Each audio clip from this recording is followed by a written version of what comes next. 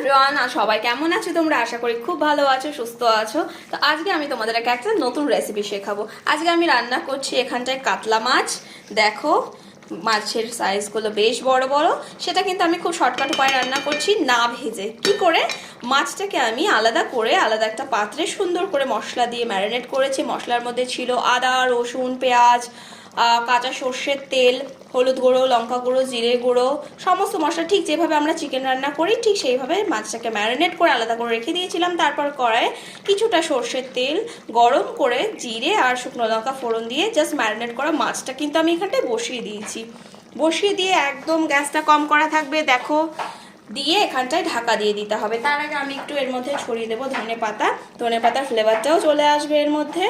তারপর যখন এটা হয়ে যাবে, হয়ে যাওয়ার আগে একটু গরম মশলা ছড়িয়ে নামিয়ে জাস্ট খেয়ে দেখো, একবার ট্রাই করো, খুব ভালো লাগবে। ট্রাই করে অবশ্যই কিন্তু আমাকে কমেন্ট করে জানাবে।